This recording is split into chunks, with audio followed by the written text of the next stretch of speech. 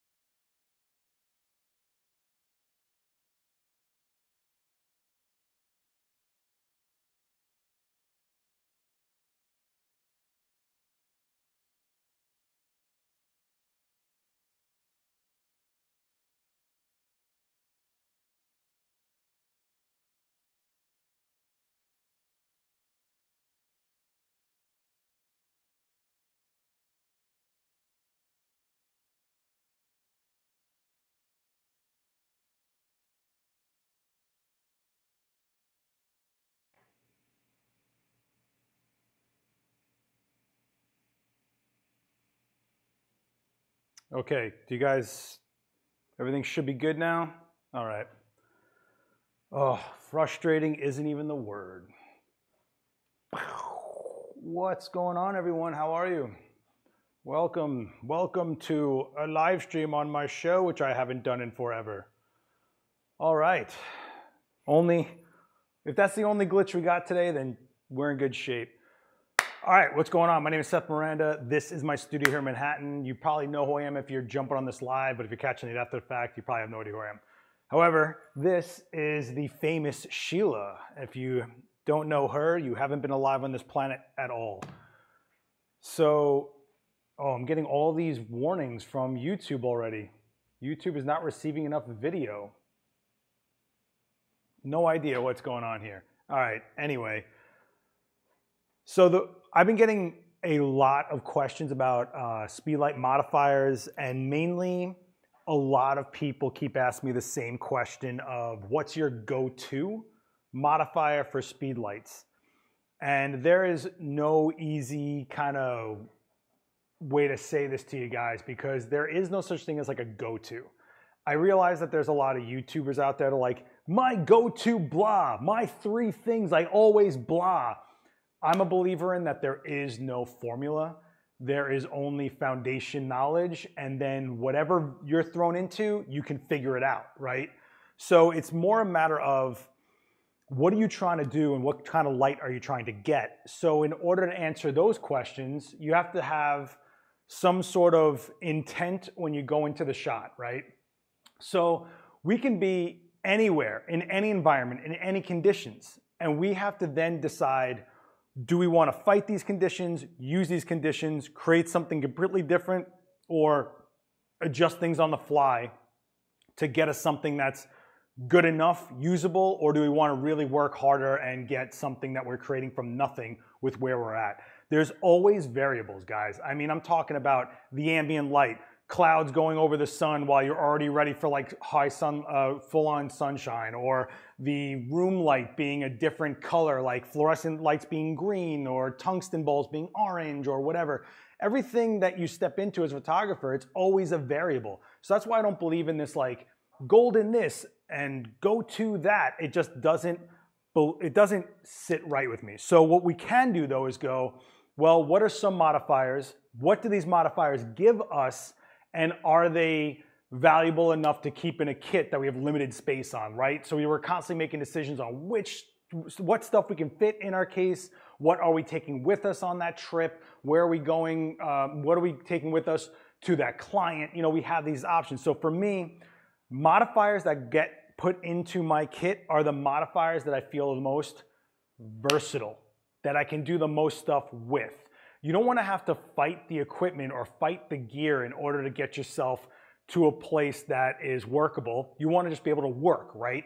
So one of the drawbacks of Speedlights is that they're probably the lowest power of all the strobe you're probably ever going to use, right? There's no studio strobe that's lower watt second, or less output, I should say, than a Speedlight. A studio light is like 250 watt seconds, 500 watt seconds, 1000 watt seconds, and more. These are around 60 to 75 watt seconds, depending on which ones you have. But knowing that, every time you put a modifier on this, right? Every time you throw a softbox on a Speedlight, you're eating up that power. You're taking away 2 stops of power, maybe a stop and a half on a good day, right? So right there, you have to kind of go, what modifier is worth losing that much light on, and what kind of modifier do I need? Because the first thing you guys always do is, I think the first question you guys always hit me with is, what's the biggest modifier I can use on my Speedlight? Because in your head, you're trying to make your small lights act like bigger lights. Or you're genuinely trying to get just softer light out of portable lights. And the way you get softer light is how? You guys know this in the chat. Hey, what's going on, Mike, Ronald, everybody? What's going on, everyone? And please, don't stay quiet. Hit me with questions. And if you do have a question, put a capital Q before what you're writing so I can spot it easier in the chat. But what makes the light softer is it being larger than the subject. So when you have a Speedlight that's a head this big, it'll never be bigger than a face. It'll always shoot hard light. It'll give you definitive line shadows. A lot of people get caught up in the idea of softer light meaning dimmer somehow or less intense. What it might mean, what you might mean is less contrasty, right? Less definitive shadows, softer gradation from shadow to highlight, more mid-tone action happening there, right? And I totally understand you guys wanting to get that, but sometimes you just gotta go, well, this is the nature of this light, and I'm gonna roll with it and get something with it. You'll be surprised how many times you stop fighting the equipment and roll with the properties of the equipment, and you get to a result you're actually happier with because it's doing what it's intended to do, right? Round peg, square hole. Yeah, let's shove it through. It'll get through there, but will that peg still be the same shape when it's done? Probably not, right? But I am gonna show you some stuff that I do genuinely bring with me when I have to make a choice on what I'm bringing with me. Like, I am hitting the road in a couple weeks to go teach at Shutterfest, and I am rusty as hell on my demo game, so that's why this is live. I'm gonna be doing a lot of Speedlight demos, so that's why we're using Speedlights, but I can't take everything in the studio with me, right? So now you gotta ask yourself, what can I take with me? So if you wanna pigeonhole me into saying, what is the biggest modifier I can put on my light? Well, for me, in my personal opinion, I always keep 3 feet in mind. 3-foot octa, 3-foot umbrella, 3-foot reflector, diffuser, panels, scrims, whatever. People do use large umbrellas sometimes with a sock on it. The problem with that is once you get into an environment where you can't control the lighting in the space, like this is a very bright studio today. I mean, this is a daylight studio. Most of the blinds are shut and I still have light pouring in here. So if I use a 4-foot light source, that's that much more surface area the light has to cover to make an even light source in that modifier to then whoosh, light my subject. 3 feet, I kind of got more of a fighting chance in there, okay? First question is off topic for TTL. Is it dependent on flash or just the transmitter and your camera? So TTL is dependent on pretty much everything, right? The way TTL works, if you guys are new to TTL, it stands for I almost said something funny. It stands for through the lens, which means that when you're in TTL before the shot is fired, and this happens in like milliseconds, you can kind of see it, but your flash fires a pre-measured amount of light.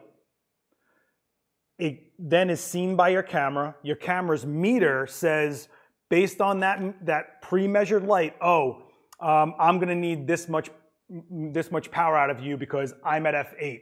Then your light will fluctuate its power based on what it's getting back. So if I'm at f8 and I take a TTL reading, it might read a power of like 8, but if I close my aperture down to 11, it might take a TTL reading, get that light reflected back, but because I closed down, my light goes up in power, to like 9, right? So it's dependent on everything. It's dependent on your metering mode. Sometimes you'll find it more accurate in spot metering because you're only trying to light that subject, not the entire room. Or sometimes you might find a difference in whether someone's wearing something reflective rather than something that absorbs light, but their skin stays the same, right? If they're wearing a white suit, it's gonna read the light as, whoa, dial that back down to stop. But then if you put that same person in a black coat, it might go, oh, wait a second, let's get a stop more of light out of the strobe. So that's TTL kind of in a super nutshell, How are you digging that Z9? I'm really liking the Z9 a lot. I am finding so little qualms about it. I mean, no camera's perfect, but the Nikon Z9 I'm very happy with, and I think the firmware that's coming very soon will make it that much crazier. All right, so back to the 3-foot thing, right? So this is the largest modifier I can fit in my case. This is 3-foot octa that, when closed down, fits in this case. This case actually fits in my carry-on. It is a Think Tank Security V3. You guys have seen it in my travel stand video, but this fits in this, so yeah, I can take it with me. But a 3-foot octa means a 3-foot light. And if you look at Sheila, this is about half her body. Now I move it farther away. Now it's more of like a 2-foot octa with the distance, but it's still a softer light for her shadows, her shadow pattern that's gonna hit her face, right? Remember, everything on that face is like a sundial. The nose is gonna make that triangle, the lips are gonna cast a shadow, that chin onto the throat and all that kind of stuff. You gotta keep that in mind, If you haven't used a particular speedlight for a while, should it be conditioned before use? If so, how would that be done, or is it brand specific? Wow, that's interesting. I've never been asked that, but I will say it's not so much conditioning as much as you want to make sure that the strobe can still handle repetitive cycling. So if you have a speedlight or any type of strobe really that's been sitting for a while, and this is more for tubes you can't replace, rather than tubes that you can replace, like old Speedotron kits or something like that. Like Speedlights have built-in tubes. I would just cycle it through for a while and just a few batteries and just see if it's still able to recycle for you. You got to think about transistors and capacitors and things like that corrosion could hit, or they degrade over time, or heat degrades them, or just not being on. There could be some sort of corrosion, micro corrosion going on there, allowing for less conductivity of the electricity and all that, right? So I would burn in the bulb a little bit. I would let it I would shoot through a little bit. I mean, we're in a great age of digital where you can fire off as many frames as you want and it's still free. It's not like film, right? It's just pixels. You bought all of them, use them, right? So I would just, in casual use, try to work it in, because you'd be surprised how many flashes after sitting either can't recycle the same as they used to, or the rechargeable battery just gains a weird memory, even if it's lithium, and they just start dying on you faster. And that might be the problem. So any kind of gear you've had sitting for a while, I wouldn't put it into a pressure heavy situation or something that counts without running it through a few cycles, When a speedlight goes through or bounces off a light monitor, it doesn't matter if the speedlight is round or square to begin with. Is round an advantage as bare bulb? So if you're talking about the lens itself, I feel like I'm never gonna get to this, but this is fine. Live Q&A is totally fine. I almost wanna open a window. I am I really wish I wasn't wearing a thermal today. 1 second, guys. Let me just take a drink of water.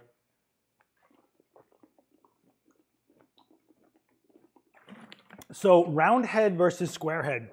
The thing you gain with round head is that, for me personally, is that the surface area that it hits is more even. If I were to use a square-headed strobe and I'm bouncing and I'm shooting this way, there's still like gaps.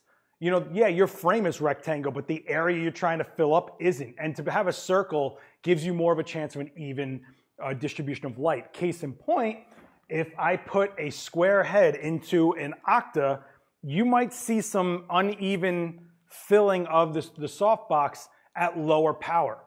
And that's really a beam angle thing. You can try to zoom out the head. You can put a dome on it to diffuse it more, but the reality is spread of light is spread of light. And if it starts off uneven, where it's not here, but it's more a rectangle, it could actually be less even in certain softboxes based on the depth, based on if there's an inner diffuser, based on a lot of things. So for me, the round heads, I do feel have a less of a concentration point and more of an even spread and hit a little softer. However, not all round heads are created equal. I have seen some round heads that do not shoot even, and that could possibly be because behind here, it's still a very angular xenon tube or whatever, you know?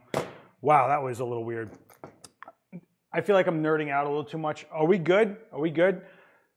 So as far as go-to modifiers goes, if I have to say go-to, I keep versatility in mind, right? Something like having a 3-foot octa is kind of like my fail-safe. If anything goes wrong, I can throw out a bigger light at it and I'll come out with something. Or because it's 3 feet, I can brush it past my subject and still have enough light flying past my subject to bounce it back in and even up that light.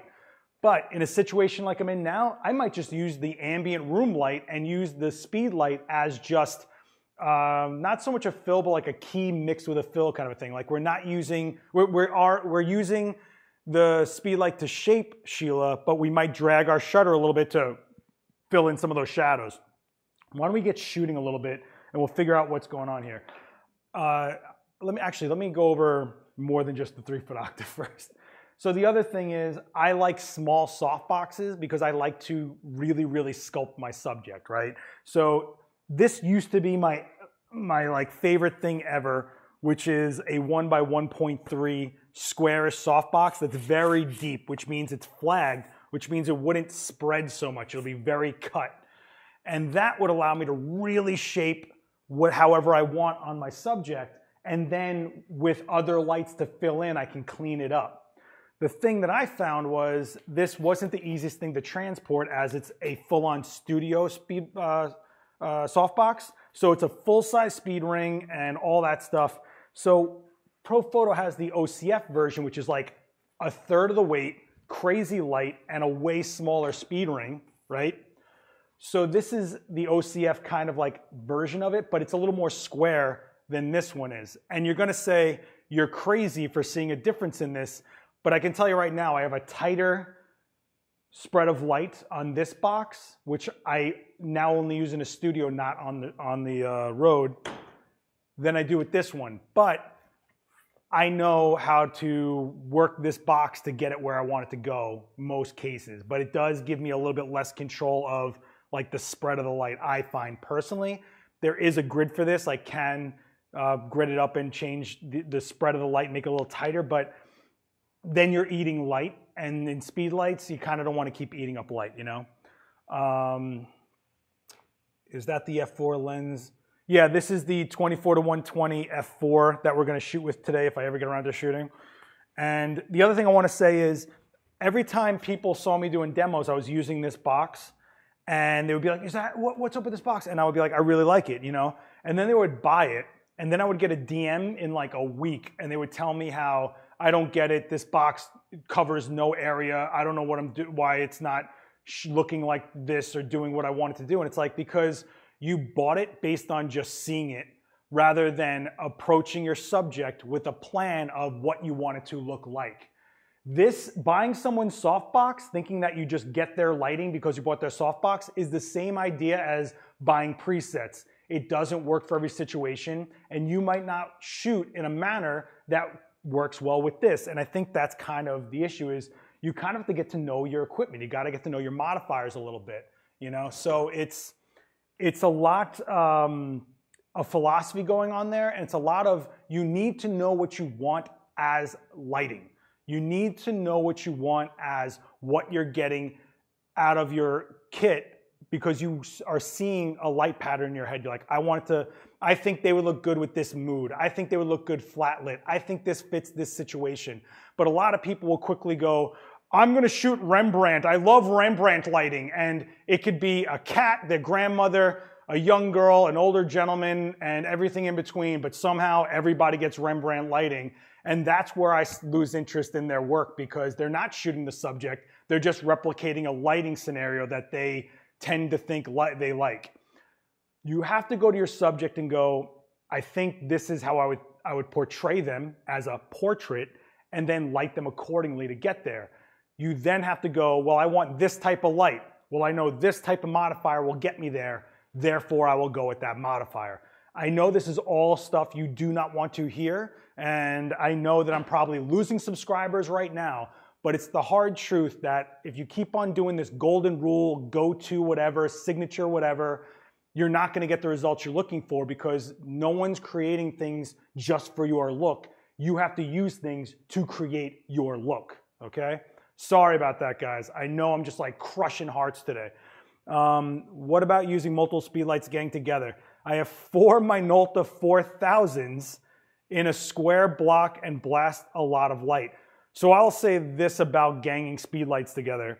If you are gonna take up 4, let's take a look. 1, 2, 3, 4. If you're gonna take 4 lights, right?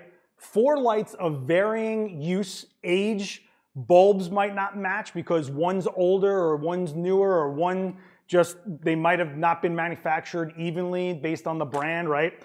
So you have 4 lights put together, all those batteries you gotta feed them with just to get more output. Do you know what you should be doing? Getting a light with more output. You will eliminate 4 chances of failure happening when they don't recycle the same way, right? All of a sudden, the top left one isn't recycling as fast as the other 2, and then this one's totally dead, but this one has fresh batteries, or this transmitter is interfering with the other transmitters, or you have to grip them. Just putting all that together to grip them. The logic kind of, you get diminishing returns there. If you're looking to get, like, this is two of these together is about 150 watt seconds full power. This is 150 watt seconds full power. I'm looking at 300 watt seconds of full power here at full power, which means you're probably not going to be using it with full power, right? So figure 200 watt seconds maybe if you want to put it all together, right? Get a light, a single light that'll be only 1 point of error, 1 thing to worry about. That's when you start investing in gear. I've never told you guys to buy anything, but you have to look at the logic you're putting into things and how many places you're giving yourself a way for your gear to fail on you. You know, the more chances you give it, the more it just will, right? So it's just like buying plastic clamps or plastic arms or something. I'm talking like a plastic arm, like plastic arms or something. You really have to assess what you're doing and see how ridiculous you're getting, right? So a long time ago, when I was growing up, when I was a kid, there was no modifiers for speedlights. We all built something handmade, DIY, shady as hell, just to make our speedlights work, because manufacturers weren't creating speedlights to work like studio lights or off camera so much. Then now, you fast forward to today, 15, 20 years later, you have endless options for speedlight modifiers, right? You kind of have to stop, you kind of have to step back and go, how much rigging do I need to do these days? There's a million photographers out there with a million different infinite variables, and there's been solution after solution after solution. Some of them easier than others, some of them off the shelf, some of them DIY. But if you're gonna tell me you're putting 4 lights together to make a super light, you're looking for 4 erratic sources that could all do whatever they want and not give you consistency. It just doesn't work for me, I'm sorry. But if I was in a hard spot and I was in the field and I'm like, man, I need to do something, yeah, I'll duct tape a bunch of lights together and pray, you know? Photog, if it works for you, go for it. I stated my case and I'm sticking to it. $10 a piece, a light doesn't mean anything when they stop working consistently for you and you're spending more time editing, more time futzing with it, more time on different batteries to figure out what's going on, more time and more energy to rig it so it's even stable. After a while, $10 becomes $100 pretty quick. Is there a benefit to having lots of modifiers for different situations or having only a few you get to know really well? Sometimes I think it'd be better going minimalist with my kit. Honestly, you'll be surprised with how many times you buy so many different modifiers, but you then still keep gravitating to the same ones because you know them so well. Or, for example, like this, the 1x3 is probably one of the most famous style modifiers for being able to get multiple feeling looks out of it, right? You know, a nice sharp vertical, or do it horizontal and you have all this light blowing past your subject. You can then brush back in, you know, a nice rim light that can, so this is super versatile. I think Ab in the chat would agree that this is kind of like what your methodology goes into when you look at modifiers. So you could easily buy stuff in photo, right? We all have cases of stuff that we haven't touched in forever. I mean, I find stuff every day that I haven't touched in forever. So I would say if you're already feeling that you overwhelmed by gear, just keep sticking to what you're doing with whatever you have. And then when it gets to a point where you cannot get what you're looking to get out of what you have, that's when you start looking for other solutions. If you go to me, well, that 1x3 is awesome, but I'm trying to cover, you know, 2 people together and it's not really filling in how I want it to go. Well, yeah, then maybe it's time to look at like more of this type situation that can cover more area, right? So it's one of those types of things. Man, my voice is killing me. I am coated in coffee because I'm dying today. All right, so everyone's good. More time color correcting, right? Color shifting, all that stuff. It's really, really tough. I think also people get really psyched on like rigging things, right? Like, oh man, look at this thing I built and there's only one in the world. It's like, that's cool. And maybe it's good enough to get you through that moment, right? Like we've all been on set and we look for DIY solutions when we don't have all the gear in the world, right? Excuse me. Man, my throat is killing me. We will never have all the gear in the world. But if you have all the knowledge you can possibly retain, you will find a way to get out of it, right? You've seen a lot of videos of mine probably around where I do a lot of things on the street in weird situations, trying to make things happen. That's where the pizza box reflectors come from, right? That's where the balloon bag, all that kind of stuff comes from. Well, I only have this with me. How can I get this to happen? And that's when the DIY solutions really come into play. But if you're looking to like stay consistent, stop fighting, stop frustrating, you have to start stabilizing your kit. And if that means just one light and that one modifier that you know so well and being able to use ambient light to then complete your look, go for it. You know? Go for it. So it's one of those things that because everybody shoots differently.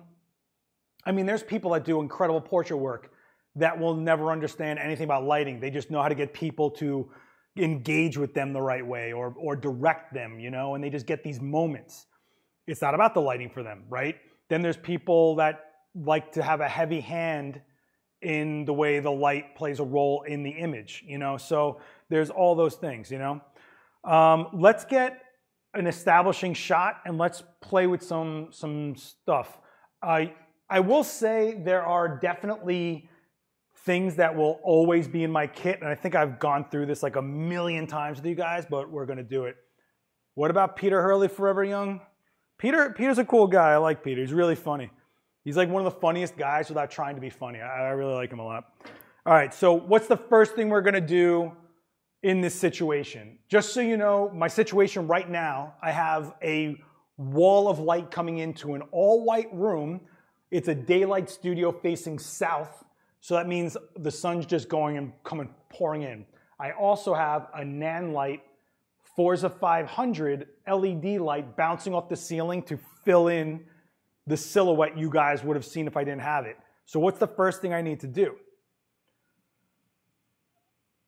What do you set your white balance to in your inside Speedlight Studio Auto white balance? So I almost always never use auto white balance when I'm creating my own light. And what I mean by that is if I am introducing strobes or a constant light that I know that I am purposely putting in there and controlling, I never put in auto white balance. Auto white balance might come in hand for me when I'm shooting out in the field and I'm in mixed light sources, or I'm not using any strobe, I'm just trying to get the room tone to look right or something like that. Actually, Nikon has a very cool setting, and a lot of cameras do, where you can do auto white balance, or you can do auto white balance where it keeps the atmosphere feel. So if it has like a weird tinge to it, it'll get it corrected enough, but then still give you that feel of the scene or the atmosphere in the environment. And they also have a white balance, auto white balance, that will give you auto white balance and still keep the warmth, or it will reduce the warmth, I think it is. Let me see. It's been a long time. Let me see. White balance. It is white balance natural light, white balance direct sunlight. Okay. So it actually will keep the warm, it'll allow you to keep the warm tones if you want them. All right.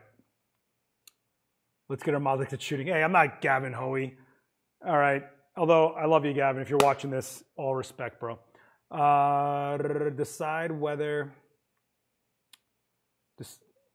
to cancel ambient light or work with it. Yeah. So we're kind of gonna go with getting a black frame.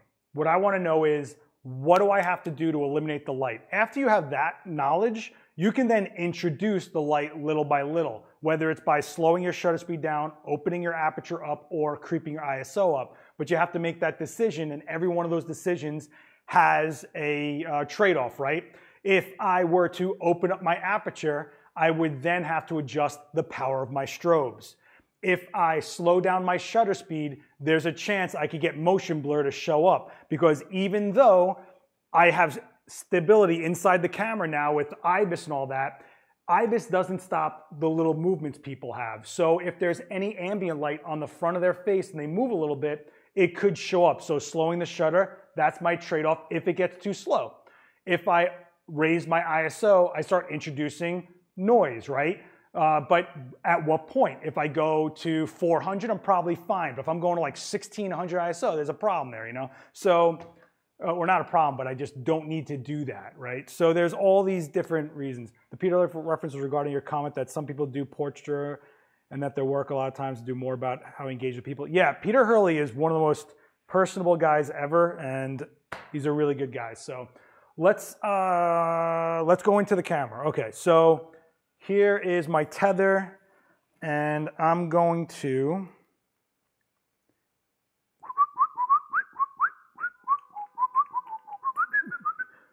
go into live view so you guys can see in real time what's going on. So I'm at ISO 100. I'm at f4, which is the widest this lens goes, right? Oh, you guys aren't seeing anything, huh? Live view is not supported when connected to, oh, I have the power thing on, that's why.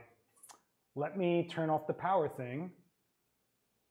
So now we just learned something, you and me. When you have power delivery turned on in the Z9, you can't see live view when you're tethered. So let me turn off the power delivery, which is basically means it is charging my camera while I'm using it, basically. So now we just learned that together, guys. Learning moment. We're in this together now. All right.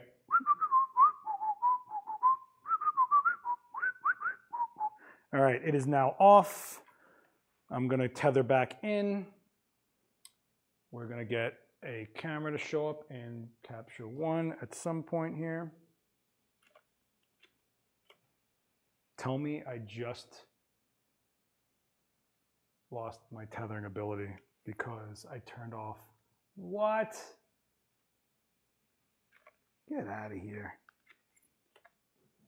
Also, keep in mind, I'm using the same laptop to stream and shoot at the same time here, so I'm going to restart Capture One just in case, because I got a weird feeling this computer wants to die on me. I can hear it go like this, with all the heat. Oh, man. Listen, some people can totally live on, oh, there we go, I got a tether going.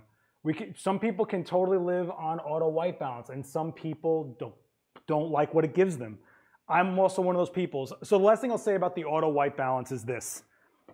I tend to keep Nikon cameras at 5000K or 5260K, and I shoot them a little cooler because when you put strobes through a modifier, almost always they gain a little warmth. And I don't like to have warmth, too much warmth. I'm not a Canon shooter. I'm just kidding. I'm relax. They tend to get warmer from the diffusion. So I tend to shoot cooler on my base white balance and pick up my warmth through the modifiers, if that makes any sense. Okay, let's go back to this. Now we do this. Hey, Sheila. All right, so I'm at 100 ISO. I'm gonna go to my flash sync, which is 200. And I can see at f4 ISO 100, I have total exposure here. I could drop back my ISO to 100, to 64, but I'm not going to, and I'll explain that in a second. I'm going to close down my aperture though, and at about around, I'm going to say f9, we're in a workable situation. I could even go to, oh, I'm in auto white balance. You guys screwed me up here. Let me get off this wretched auto white balance that you guys got me going on here. What is this? There we go. All right. So we still see a little bit of Sheila at f8. I'm going to go to f9 just to be all right. It's a little, she's there a little bit, but what does this really show me? If I take this shot, right? Take this shot. This shows me that is the darkest my shadows will get. That is my base exposure for the ambient light, because shadow is where there's no light. But if there's room light, then those shadows will always be a little bit filled in, okay? So I know that there is a ton of light coming in here, right? Right off the bat, we're gonna get it in our scene somehow. Now, this is also a reason why when companies tell you their lights overpower the sun, I'm in a room right now, not even in direct sunlight, and I'm already closing down to like F9, F10. That means 11, 16, 22. I have 3 more stops till I have nowhere to go, and then I throw an ND filter on. So be wary of when marketing says it overpowers the sun and it's a constant light. Just saying, just saying. All right, let's get going with some sort of strobe action here, right? So I'll let you guys vote. Do we want to, burn some time with on-camera flash? Or do we want to go right into off-camera flash? Because I'm going to use one speedlight as a trigger. What we could do is bounce it off the ceiling, see what we get, right? I'm going to zoom out this head just in case. What if your shutter speed goes above 250 to eliminate the ambient light? Is that a problem? So it's not a problem, but you have to realize when you go into a higher shutter speed than your flash sync, your strobes then go into high speed sync. And that's a mode that most of these YouTubers think is somehow a technique, but it's not. Really what it is it's going to push your light to the edge of its power. It's going to suck as much power as it can so that it can pulsate and work its way through the shutter that's moving along your sensor plane. So do you guys need me to go into how high speed sync works?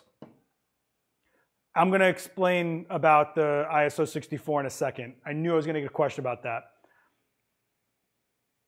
And just for the record, some cameras can't even go down to ISO 100. You get an Olympus, that's ISO 200, right? Some cameras can't go to 64, right? Really quick, the only reason I don't go into 64 is because that gives me an ejection seat if I'm in a hard spot and I need to lower my lights just a little bit. Going to ISO 64 lets me take that hard highlight off really quickly, right? Because it's a global adjustment.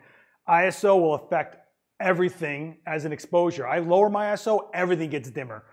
I raise my ISO, everything gets brighter. So if I have a 164, there's not that big of a difference there, but there is enough to then go, this is a little hot. I want a little more texture in those highlights.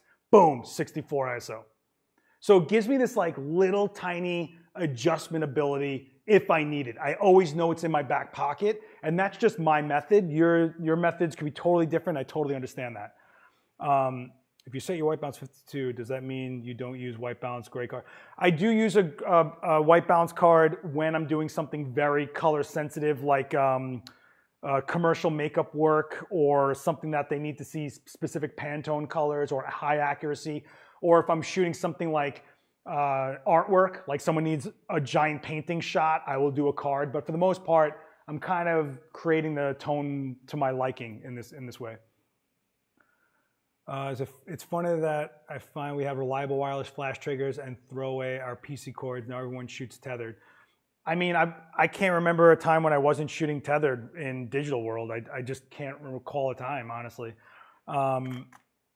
What was I going into? I totally forgot what I was saying. Do you remember what I was saying? She says high-speed sync. Is that correct? So the thing with high-speed sync is, like I said, you're pushing your lights all the way hard with their power. So now you're going to take a light that is already a little underpowered for, not even underpowered, just isn't as much power as you could have with a studio strobe. You're going to push it to the brink. You're going to exhaust its battery. And then you're going to be shooting less shots and doing less than you can be, all because you want to shoot a little bit faster of a shutter speed. The only time high-speed sync is really optimal, and I'm sure I will get a horrible bunch of comments, and I know there's people that follow certain channels out there that they do the same photo over and over again in high-speed sync.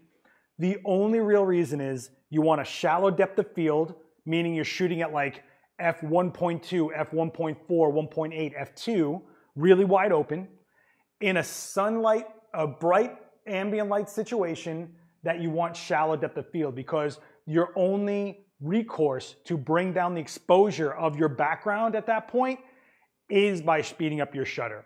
So you still get the shallow depth of field with the wide open aperture, you bring down that overblown background with your shutter speed, and you're introducing a strobe to then light your subject. However, high-speed sync will also cause you to bring that light closer to your subject. High-speed sync will also cause your light to have trouble recycling between shots sometimes, depending on your situation. High-speed sync will also take life off your strobe a little bit because it's working that much harder, and after a while, you're putting more heat through it, you're putting more strain on it, more stress. And while you can totally do high-speed sync as much as you want, it's not really something you should just aim to go do, right? So it's like, I'm gonna, slam my gas pedal down all the time, even if I have to keep on hitting stoplights. Like, it's not optimal. So I would just, chill out. Would you rather use HSS or an ND filter? So Brad's asking if I would put an ND filter on my lens to then create all a global knockback of the light, right? So if I put an ND filter on my lens, that is, let's say 5-stop ND filter, right? That means it's going to knock down my light coming into the camera by 5 stops.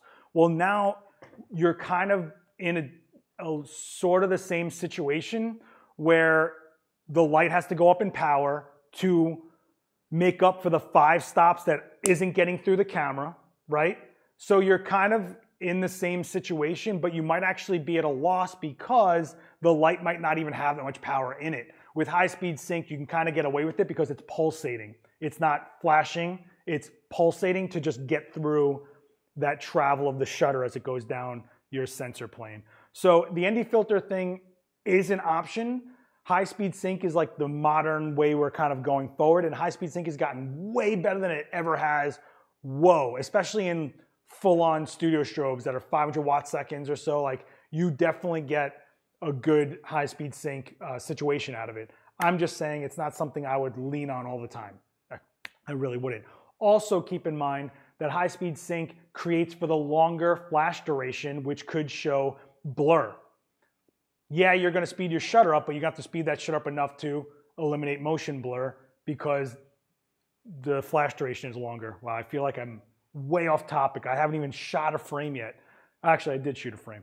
Okay, let's get a speed light in here. I'm going to shoot. Oh, I'm going to shoot on camera really quick, and we're going to modify the snot out of it. I think that's fair. Longer lens for shallow depth of field potentially. What does that mean? No, oh, if you wanted that shallow depth of field, it doesn't matter. At some point, you need to open up to get shallow depth of field. And it also depends on how close you are to your subject. It's not just the aperture itself, you know what I mean? A way to fake a shallow lens is to go longer, step closer, and then your perspective changes. So it's just like how if your hand's in front of your face, everything's blurry if you're looking at your hand. You know, it's because you're so close to it and everything else is so much farther from the zone that your hand is in. Okay. All right. Oh, on camera flash. Jeez, man. All right, let's do this. So this is direct flash. It's going to suck. Why is it going to suck? Because I said so. I'm going to put this into a TTL group. I'm going to put this into TTL. I'm going to look at her. She's going to go, yeah. We're going to take a shot. And that is crazy looking, right? However, it's not incorrect. For TTL, there is detail in every bit of that highlight, guys. It is not overexposed. There is detail in every little bit of that highlight. The problem is it's a bad looking style. It's just not the light you want. So what if we change the direction of that light? And if we change the direction of that light and we bounce it, we're not only changing the direction, we're hitting that ceiling, and that ceiling becomes our light source and gets bigger, right? So our first modifier is always the ceiling, right? Timothy asked a question about f-stop. Timothy. Won't the high f-stops show too much detail on your backdrops that you might want to underplay? That depends, right? So if I'm shooting at f8 and I have a longer lens, say 85 or longer, you're not going to see that background at all, really. In fact, if you look at this shot, the background at f9 is really soft. That you're not looking at anything in focus there. So no, it doesn't really render your backgrounds like that. That's not how it works. A lot of depth of field has to do with your perspective, how close you are to the subject, what zone your subject is in, right? If she was against that wall, that means the distance between her and the wall is now like inches, and then you would see more detail show up with a more closed down aperture. But because she's not, we can get away with making it a little blurry. Okay, let's shoot with this up in the ceiling. Actually, I'm even going to give myself a cheat code with the first modifier. This is going to be the longest demo ever, guys. I'm sorry. I had no plan going into this and just been like, I hope this is helpful. I'm sorry if I'm off track with all your questions and everything, but I feel like that's the point of being live, right? Is answering your questions. In fact, I'm gonna give myself a little bit more light in here, just because it looks a little dim. Looks a little dim. All right, we're gonna shoot this into the ceiling and see how different this looks. So let's go back into the tethered. Let's take a look at Sheila. Let's take a look. Big difference, right? Big difference. Same exact light. Same exact light. I repeat, same exact light. What happened here?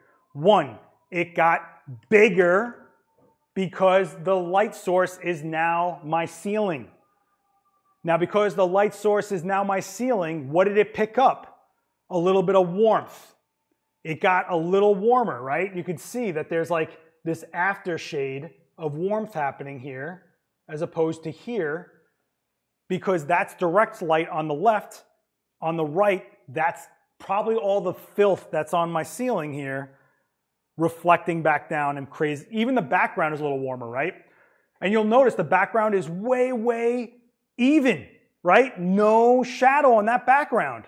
Okay, I'm down with that. In fact, I kind of actually like this one left. It's a little flat, but it's not flat on her. You see how we still have shadow creating this eye socket, this brow line, right? But that background isn't in focus at all, even at f9. Am I right? Who had that question? Timothy, does that make sense to you? I mean, look at how not detailed that background is. You know?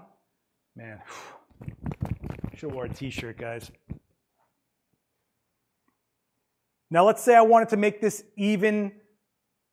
her even more filled in. What could I do? What's an option I already have to create more fill in those shadows? What's something I can do here? I'll take a sip of water while you answer my question. What's something I can do to fill in those shadows that won't affect the strobe? You guys with me? I hope you're with me. Or am I on that much of a delay? I could be on a huge delay. I got to stop drinking coffee, man. Not just, no, I'm talking about with the camera. I'm talking about with the camera. Forget about reflectors. Forget about reflectors. What could I do with the camera? I'm sorry. I meant in camera. In camera. Come on, bubbies. You can do this. Come on. What can I do? We just talked about it. Okay. Well, I can, because I have ambient light in the room coming in, Damien's got it. I can drag the shutter a little bit, but how much? Well, you know what's cool about these Nikons? Check this out. If I press this button to cancel out my strobe, I see how much the room light is in there. If I drag the shutter to a 60th, I start seeing something. Now I take my finger off that button, I'm back into strobe mode. I take this same shot. Well, I think it was this. Now let's take, whoop, man, are you guys getting dizzy yet or what? Now look. You start seeing all that stuff fill in. You can go even slower than that. Go to like, I go to 25th if I wanted to. Let's see what that looks like. Look how much more flat it gets, right? Look how much more of those shadows are subtly getting filled in. Let me shoot that tighter so it matches a little bit. How did I shoot that? Right above there.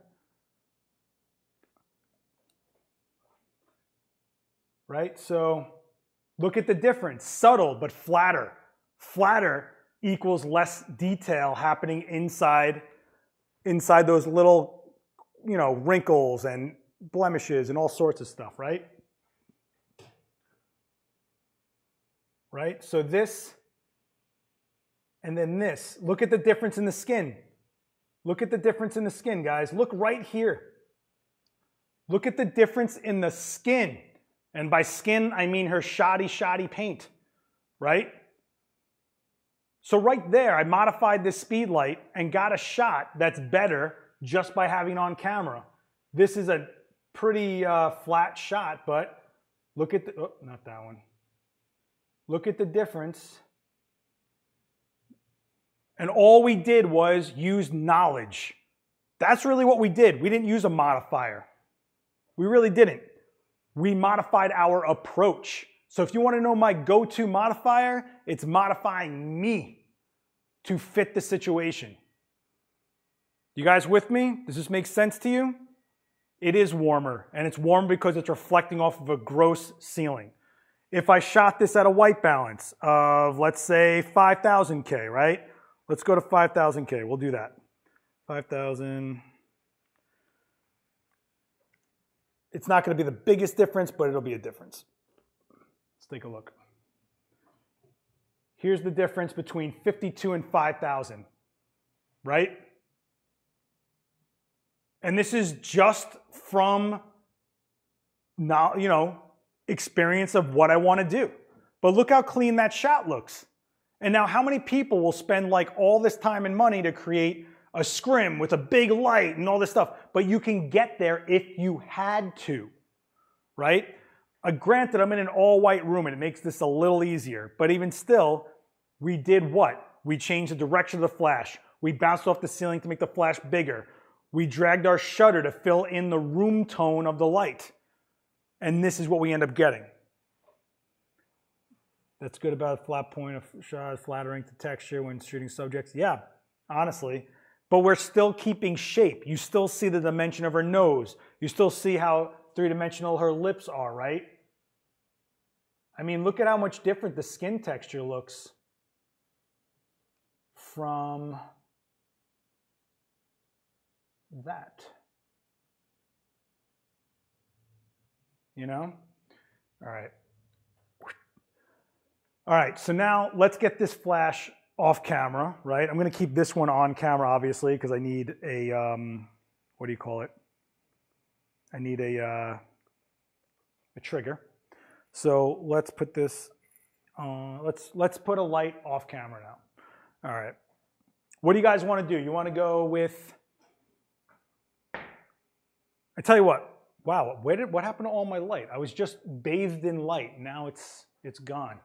What is this? This is the problem with having to film yourself. Let me open up a little bit of aperture on this camera so that I don't have to disturb the room light that I'm shooting in. How's that? Does that make sense? See that? I changed the camera, not the light, so that I could shoot and not affect what I'm shooting right now. Okay, let's figure something out here. I'm going to put a strobe onto a stand, and then we're just gonna mess around for a second. All right, I'm gonna take this guy, roar. And we will take, you know what, I'm gonna take this right here. So I'll say this, the first thing I'll probably do if I'm just trying to get a quick shot, before I start building softboxes and trying to figure things out, what I'm normally doing is using a reflector with ambient light to just kind of use what I got around me before I even have to break out a light. And because of that, I tend to use the reflector itself as a point to either bounce the strobe off of, or I do what you guys have seen me do all the time, which is shoot through the diffuser disc of it, all right? Oh, you guys. Wow, I just dropped half my viewers. Don't know what happened there, but I apologize. Whatever I did, I'm sorry. All right, let's put this on here. So I'm gonna put this onto this Matthews Noga arm. I did a whole video on these. You guys can find it on my channel relatively easy. Let me set this into group A. And let's,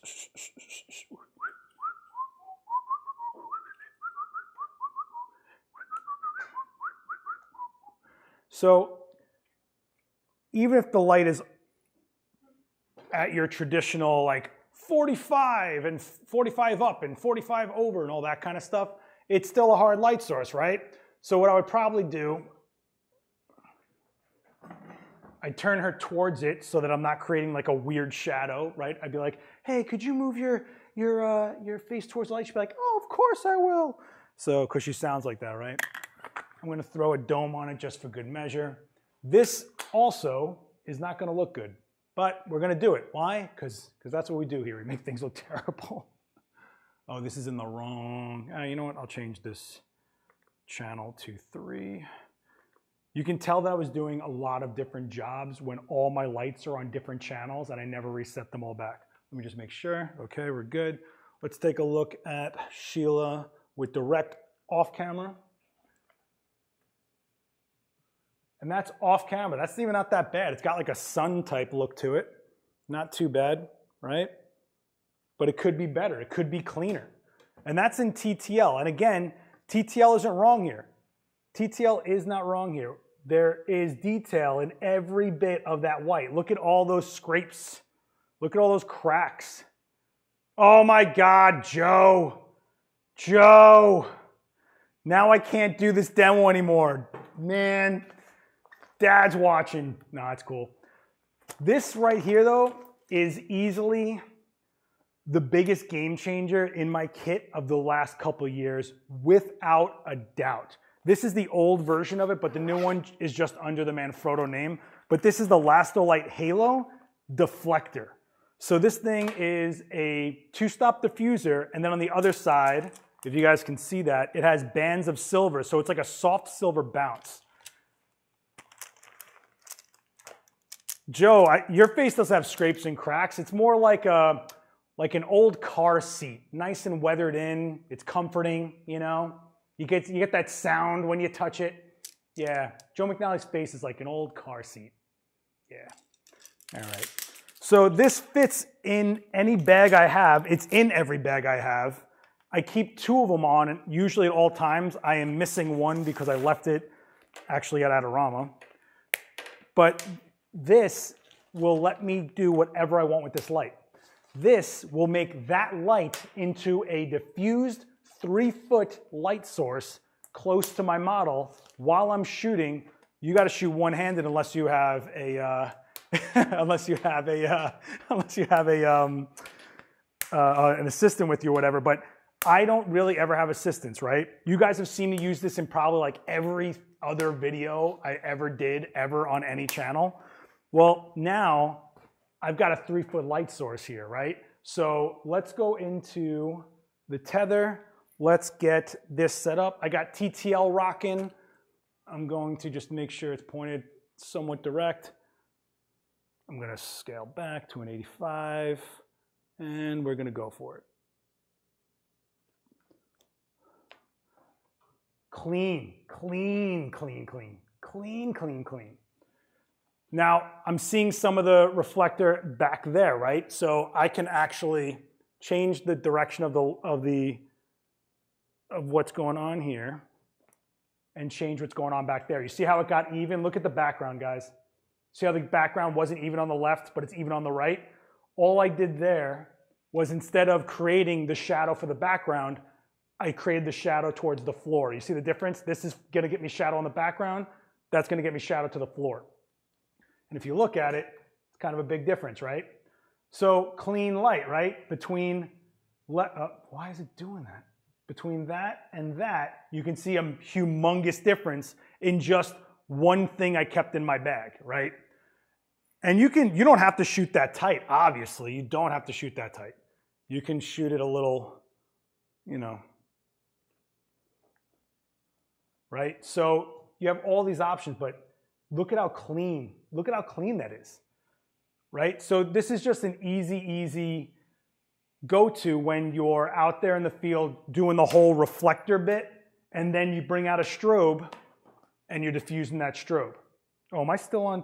I'm still shooting at a 25th of a second too. Let's see what happens when I go back to my flash sync, and we'll dial back some of that ambient light going on in there. Yeah, it's gonna turn into a party in here. It's gonna turn into a party. All right, let's.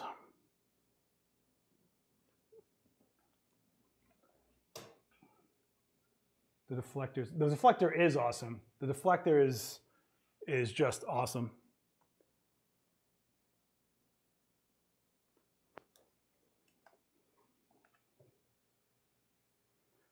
So that's with the flash sync. Look at how much you get. Look at that. Compared to when you have the shutter drag. What's the difference in light? Is there a difference between halo diffuser, shoot-through umbrella? So the shoot-through umbrellas are usually a 2-stop diffusion. The difference that you get is the spill. So this is a flat disc, right? So you will get, like, you can cast shadows with this. With a shoot-through umbrella, why don't we do that? Let's shoot with a shoot-through umbrella. I'm gonna take this off really quick, and we're gonna put in a shoot-through umbrella. And this shoot-through umbrella, I'm told, actually has been discontinued, but I love this shoot-through umbrella. I love it. Can you elaborate on some of the trade-offs in using shutter slow? So the shutter, okay, hold on. We'll do the umbrella, and then we'll talk about the shutter drag a little bit. If I can ever get the Velcro out of this. All right. This is the one part of this bag that drives me crazy, is I get all the rods stuck in the Velcro, and I can never get it out like cleanly. There we go. So this turns into a 3-foot shoot-through umbrella. This becomes a 3-foot box, right? Whoop, there we go. 3-foot box, basically, but it spills everywhere. It's not like only going one direction, which is cool if you just want to get some ambient look to your light. So I'm gonna put this on here. As far as the shutter drag goes, the slower you go with your shutter, the more likely you are to show any type of motion blur. That's just the nature of going slow with your shutter, right? If your model isn't a mannequin and they if your model isn't a mannequin and they move at all, there's a chance that you could get some blur going on there. So that's a trade-off. If I didn't want to do at a 25th, I could raise my ISO to something like 200 and get myself a stop, or I could open up a little bit, but then it starts changing things, right? You can keep on opening up your aperture while you're in TTL, and it'll just bring in the room light. In fact, do you want to do that? Oh, I just did this already though. We'll do it with this. Okay. This is how I get derailed. So the only time you really have to change your shutter speed is if you don't want to change the power of your light because you're changing your aperture to be more open. When you open up your aperture, you can bring down the power of your flash and you bring in your ambient light, right? Because it's letting in more light, whether it be strobe or ambient. So that means if you want to stay consistent, you open up your aperture, let more ambient light in. When you let more ambient light in, you're gonna have to lower the power of your strobe because that was set for your closed aperture of f8, you go to f6, f4, right? The more you open it up, the more you lower that power. So if you're not someone that wants to, for whatever reason, doesn't want to adjust your flash power, that's when you start going, well, let me drag the shutter a little bit. All right, let me do this. Okay, so I'm gonna zoom the head out as much as I can to fill the umbrella as much as I can. And I'm gonna inch it in here, inch it in here. Yeah, I know Joe's in the chat. Sheila says, hi, Joe. I know, he never shoots you. He just he ignores you and shoots anybody else who's here, but never shoots you. Joe never shot Sheila because he's a snob. All right, let's do this. Okay, so this is with the 3-foot umbrella in TTL. Really nice and clean, right? Now, I could drag that shutter a little bit, take it to like, I don't know, like a 50th or a 40th or something, and you'll see that the shadows open up, right? I kind of like this more because when I do that, I can do things where I don't have to worry about the shutter, and I can just take any kind of reflector, like a piece of foam core that you guys keep calling the Brooklyn reflector, even though that's clearly a pizza box. And we can just do something like this. Really, really clean, right? You've seen the shot a million times, but a 3-foot umbrella is just awesome. I mean, it lets the light spill around. It lets it affect more than just your model. But you do lose things like control, right? It's just gonna go where it's gonna go. So unless you want to flag the life out of it, you're gonna lose your mind.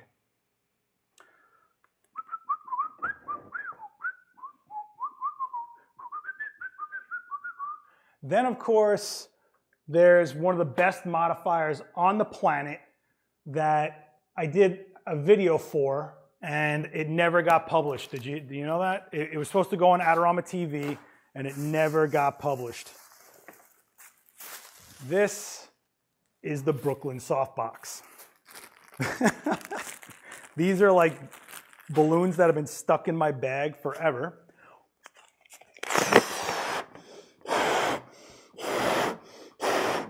So what are we doing with this, right? I know it's like a funny joke, but what are we really doing with this, right? We're taking a small strobe, we're putting it through a source that can transcend light and make it bigger, less directional, more diffuse, thus making it what? What are we doing here? Tell me this is too big for this bag. Hold on, is this bag bigger? So what are we doing here? We're basically making a dome. That's really what this is. It's just like a big, stupid dome that in a pinch, I've got myself a light that will get me some softer look to my shadow pattern, right? It won't be so hard looking. All right, let's do this. I'm going to stretch this out.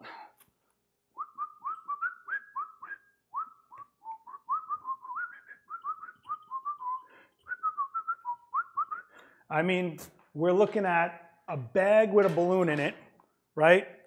And you can see it light up, right? We're already getting a diffused, bigger light source.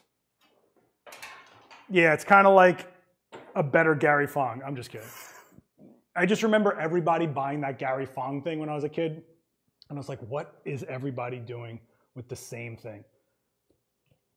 So we're gonna get it a little more over her face a little bit rather than to the side, get a different look for this one, right?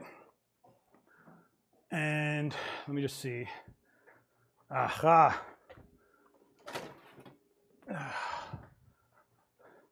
Let's take a shot. Oh, there we go. Okay, so in TTL, with the balloon bag, really nice, right? I mean, look, for a direct flash that usually looks like this, that's a lot cleaner. Now, you can't do the Brooklyn softbox without the whole kit. I mean, that's where people go wrong, is they don't use the whole kit. The whole kit includes the Brooklyn reflector, the real one, a pizza box. I mean, I have to do it, right? I have to do it. I'm here, we're doing a demo, I'm dropping the box. What are you doing? What are you doing?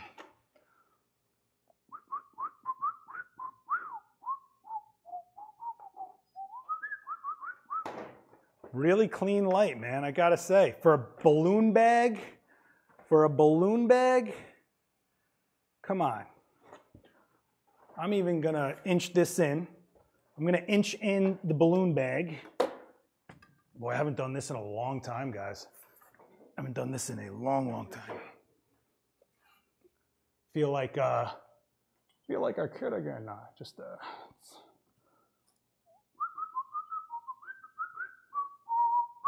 So I'm going to inch it in because I want to get the light to bounce more off of the pizza box. Ugh.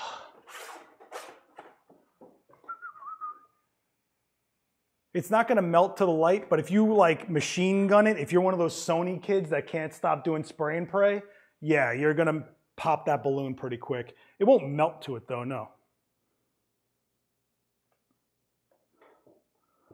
Nice. Oh. That is some nice light. I mean, look how defined she is.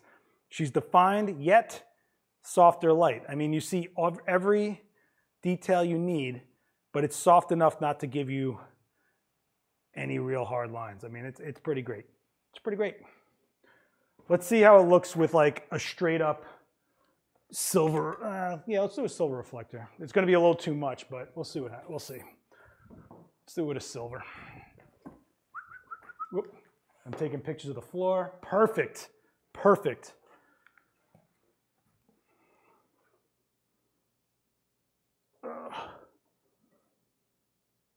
It is oddly quiet in here. Nice. All right. All right, make a balloon animal. But the reality is what I'm showing you guys here is it's not really about the modifier. It's about what you're trying to get out of the light itself, right? So now, you know, if I was in a pinch, I could look around me and I could find, well, what do I got? Oh, I know, I have a piece of tissue paper somewhere. Well, I have a diffuser. I have tin foil. All right, cool. If I have aluminum foil, then I have a reflector, right? Oh, I have a white ceiling. Then I can bounce it off of that ceiling. I have a white wall. Cool, I can bounce off that white wall and then take my reflector and bang in the rest of the light, right? So you bounce off the wall, reflect in the rest, and you got nice, even, clean light. You have to really not go into it like, I bought this and this is gonna do everything. It's like, no, you're gonna do everything. You just bought something, all right? Everybody with me? Actually, let me take this off this light. I had to do it at least once, right? Why don't we go into, oh, I know. So one of the things, I just got this new softbox. I never even touched it. Do you guys want to try something out new with me? Or do you want me to go over to some other stuff that I always do? Tell me in the chat. You want to try something completely new? Because I've never tried this thing out. I have no idea how it's going to look. Or do you guys want to go with something I know? Let's see some votes in the chat. Whew, man. Why does my hair look like it's got a flat spot in it? What is this? What is this? What is this? All right, a bunch of people voting for new. All right, so I got this.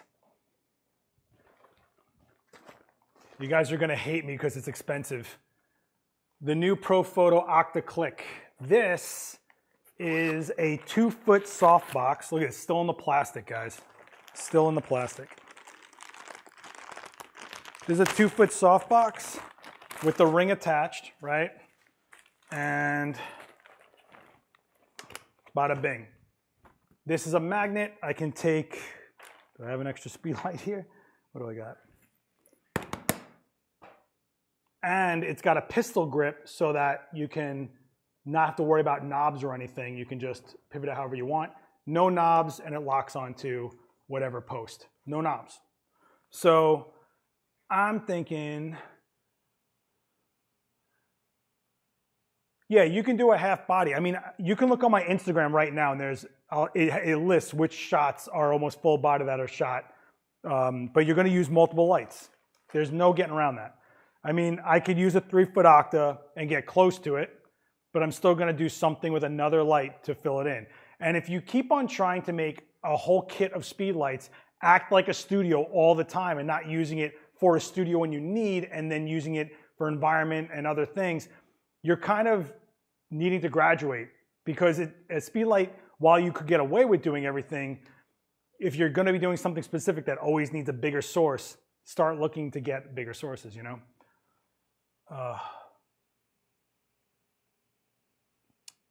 So let's see what this thing does.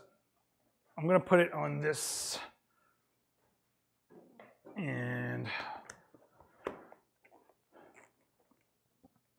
okay, so it's locked in. Oh, that's nice. All right. Let's see what is on 3A. I'm going to shut this one off because that's on 3A also. Walk this out. Ooh, I got an idea. Now that we got 2 Speedlights rocking, oh, I got an idea. Let's establish what this light looks like. Then let's make an environment light happen with another Speedlight. Yep, it's happening. We're doing it. Also, I do have a grid for this box, but I don't think I'm going to use it. Well, I don't know. I haven't seen what this box really looks like yet, so we'll find out together. We will find out together. Oh, man. I like this pistol grip, though. I gotta say, I'm digging the pistol grip. I'm digging it. I'm digging it. All right, so what you can't see is that I have the light in front of Sheila. It's going this way. I'm not hitting her directly like this. I'm hitting her across a little bit. And the reason I'm doing that is because I'm kind of want to get that background a little darker, and I'm going to get that background darker because we're going to do something to it with another light. Let's see what this, but I don't know what this modifier looks like, so let's take a look. I will say that it's very shallow, so it is going to spill. It's not recessed like this that has like a nice flag to it, you know? This is like flat front. All right, let's get a TTL exposure off. Let's see what this looks like.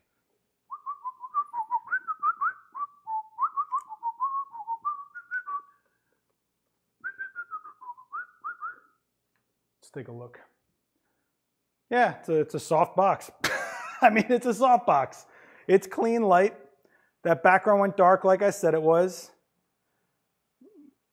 You know, you could throw in a bounce if you wanted to. You could throw in a bounce on this side if we wanted to, right? Throw in the bounce. She fills in. And that's just the Speedlight and a reflector. Really, really clean.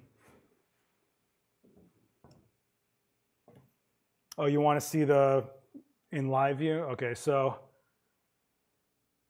all right, so if you want to see, that's how much in front of the light she is. Like, I mean, I could, so if you want to have an idea of that, not a bad idea. Oh, I just gave it away, guys. You ready? Here's what I'm going to do. I'm going to keep that light the way it is, and then I'm going to take that background and I'm going to make some weird waves happen, because I've got this, which Ab already used this week, but I don't care. I'm going to use this big thing of Mylar, and we're going to bang a light into it, and we're going to let that light cascade across the background. And that light is going to make like a watery type effect, which is always fun. If Ab is still in the chat, you should go check out his new episode of Level Up. I think he does this in the newest episode. Maybe show us from live view. What will the modifier work with the other round head flashes, or is it? I don't know. I honestly don't know. I will say that it is definitely no round head flash is the same size. I haven't found any two of the same size, so I would say no. But it's also a super expensive box, and it's probably the price of the Godox light itself. So, you know.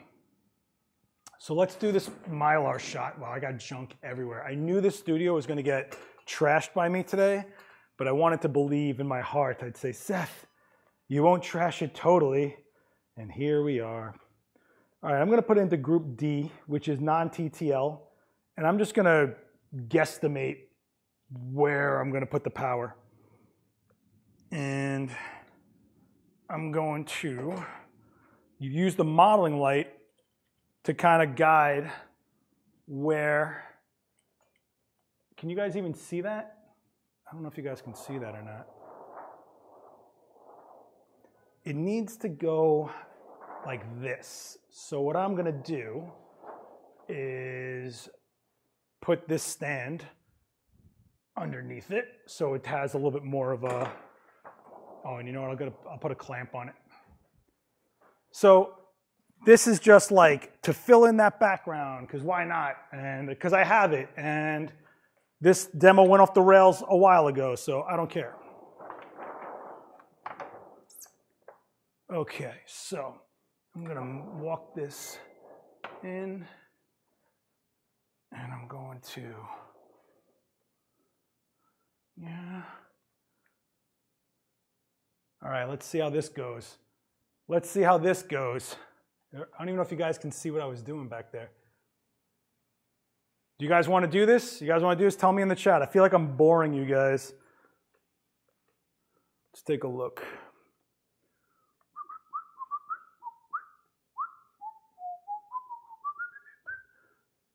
Okay. Let's see. Boom. Boom. Boom. I'm going to take some bite out of this key light.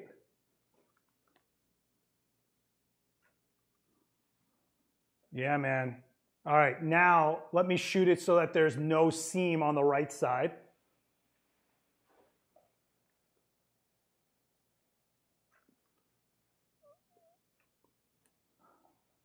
Look at that, nice and clean. 2 speedlights, baby. 2 speedlights, baby. Yeah, I like it. I dig it. I dig it, I dig it, I dig it. So in a pinch, if you don't have Mylar, you could easily use like emergency blankets that are that silver. Tin foils, aluminum foil's hard to do this with because you don't get the watery effect. It's not fluid enough, it's very rigid, but you will get a different type of look out of it. We at the pool or what? It's cool, right?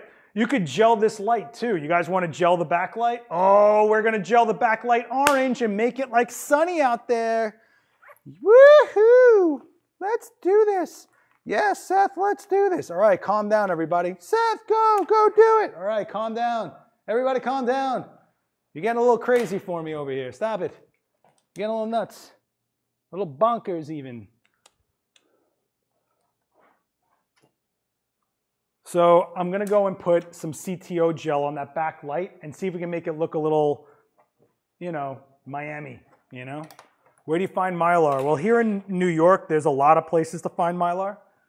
I don't know if this is going to be too orange, but we're going to, I think this is going to be way too orange, but we're going to try it out.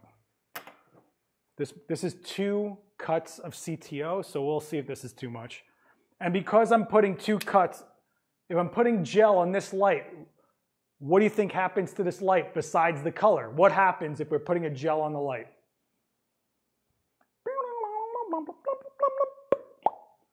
I could make it teal. Let me see if I got teal somewhere. Let's do this first, and then I'll see if I got teal.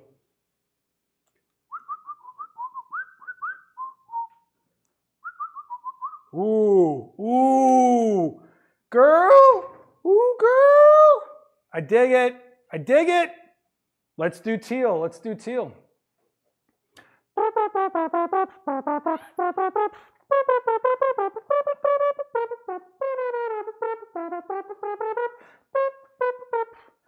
Okay, so I got this gel, which is peacock blue. Let's see how this goes.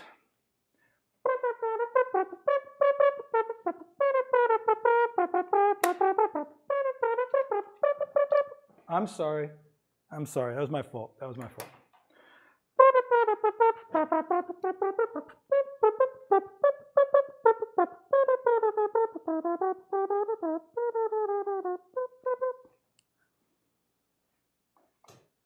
I don't know. The blue seems a little cheesy, but the warm tone looks nice, and like I could see that being a sky on the left.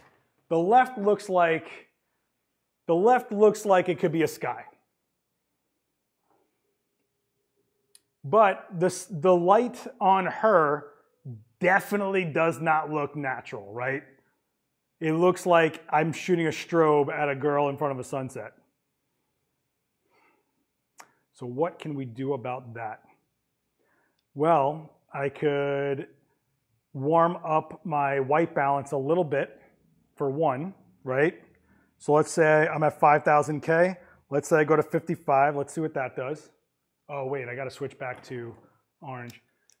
Nah, I think it's better than that level there. I'm just going to say, I think it's better than that. All right. All right, here we go. Let's see what this goes. All right, so we're back to orange, and this is with a warmer white balance. You see the difference? So now it's a little bit more believable, but it is easily like not, because the light doesn't come from two directions. So what I'm gonna do is I'm gonna actually play around with the idea of pulling the key light in front. I'm not going to put a quarter CTO on the light. I'm gonna stay where I'm at for now with the warmth. I'm going to move the position because it looks like for real. It looks like it's just lit. So what I'm going to do is I'm going to light it this way and let it hit her and see how this works out. Let's see what this looks like. Because now if the light is coming from the sky back there, right? Let's take a look. Now it's starting to look a little more natural, like she's by a cabana or something. Let's bounce in a little bit of that light. I'm using the black side of the friggin' thing. That looks a little more natural to me. Is it pretty though, right? That's the question. Is it pretty? Maybe using a gold reflector would be a good play here, but I'm going to just see something really quick. That looks more natural to me. Black side rookie move, thanks. Thanks, man. As opposed to this, the one on the left looks more organic to me. Like that's where it would be coming from. So we could throw some CTO on there. Let me see what I got as far as CTO goes, because I don't think I have any quarters with me. I got 3 quarters with me. What do I got here? I got, what is this? This looks like a full CTO. And you know what? I don't have any, oh, what's this? This looks promising. Let's try this. Let's try this. Let's see.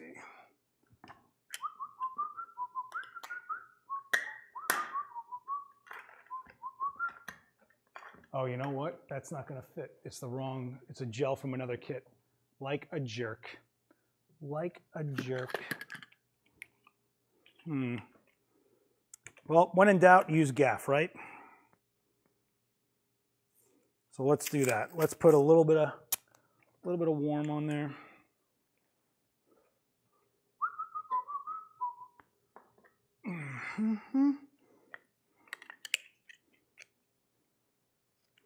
Sorry guys, this is getting like all momentum draining, but it could be worth it, you never know.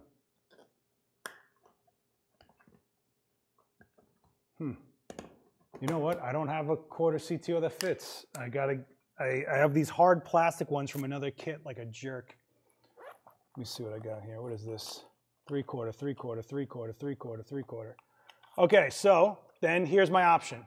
If I don't have the quarter cut that I want, what I can do is throw the 3/4 in there and then cool down my white balance to alleviate it. Because no matter what, that background is going orange. We have 2 cuts of CTO on it.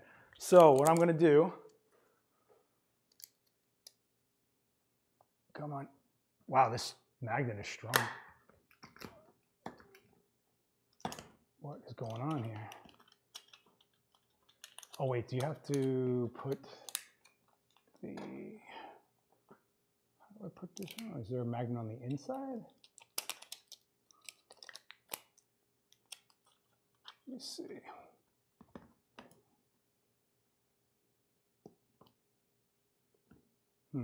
That's feeling a little precarious.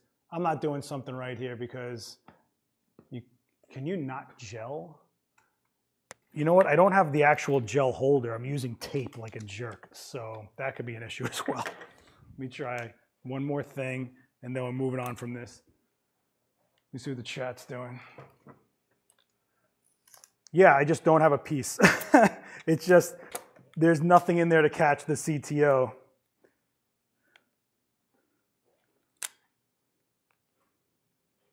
Let me see. Oh, did I just turn on the modeling light? Let me see. Okay, that should do it. All right, here we go. What do I have in there? A 3/4. I have a 3/4.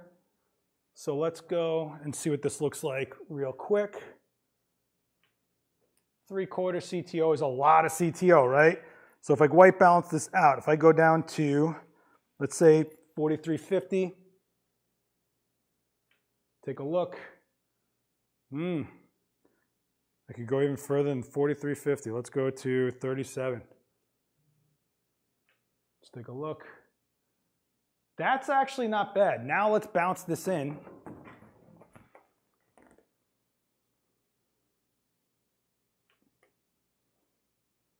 That's not bad. I would probably open up my aperture just a little bit, let a little more light come in because we just ate up some light with that gel, right? That's looking more natural to me.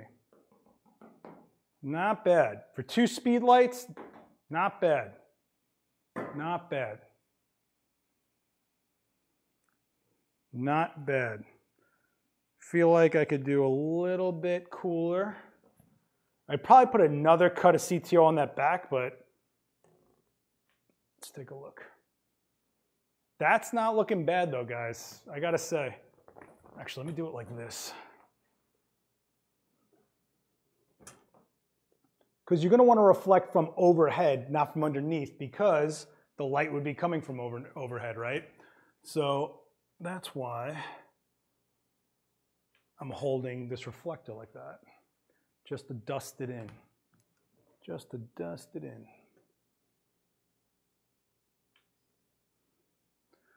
I don't know, that looks more natural to me than something like this, which is straight up like, hey, we lit her. You know, I don't know. It's cheesy, but it's something we just played around with. Hey, we did this on the fly, right, guys? We just came up with this. So there's that.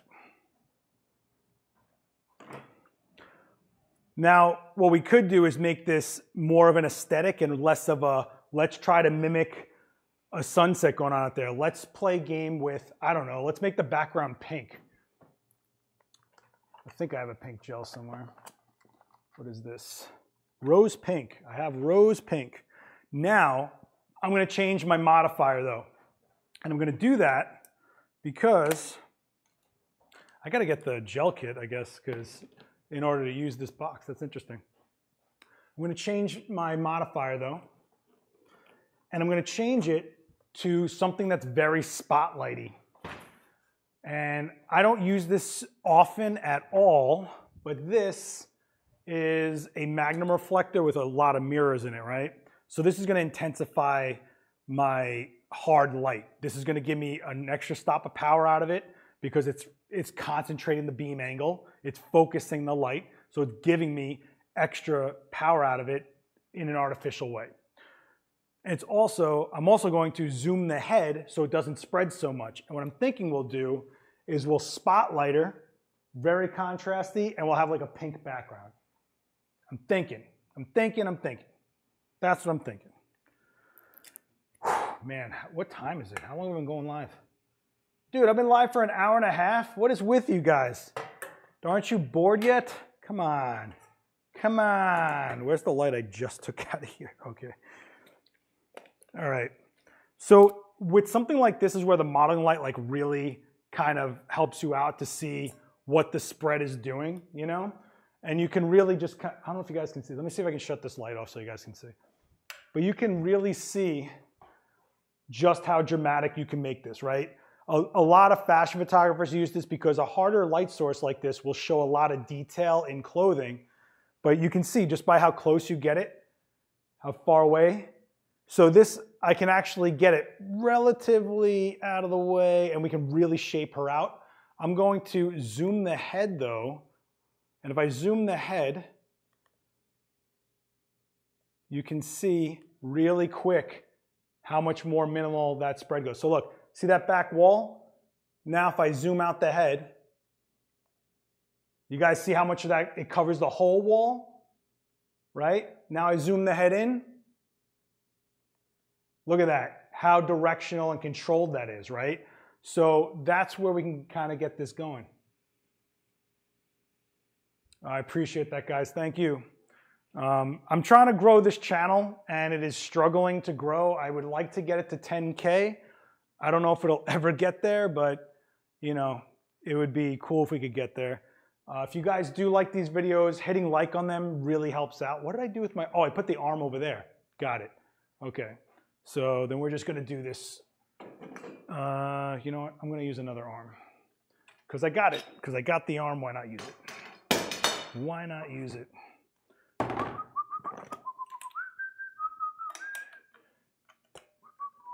I'm holding too much junk. That's what I'm doing right now. Let me, come on. There we go. All right, now let me put this down so I can do something. You guys have any questions while I'm doing it? Well, I have 3 arms here right now. The one I'm using right now is the Matthews Noga. The other arm I'm using is the Avenger. I don't know what the number on it is, but it's the T-handle version of their variable friction arm. You can find my articulating arms video on this channel, and I explain everything about arms. So you can get into that if you want. So you know what's good about this is that it'll kind of mimic a sun look also. We could have just gone with this.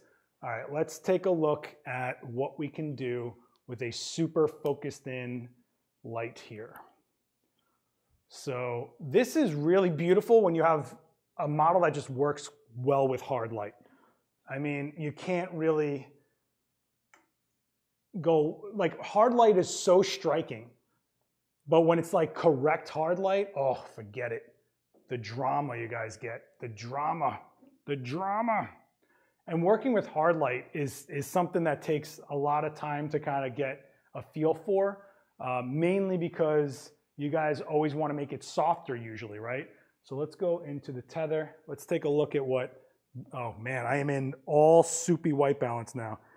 Let me get back to where I was. Wow, we're all over the place today, huh? Let's do a 5000K. Let's take a look at what this looks like. Whoa, oh, you know what happened? Here you go.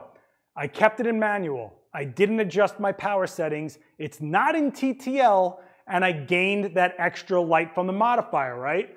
So if I go into TTL on Group A, and now I take this shot,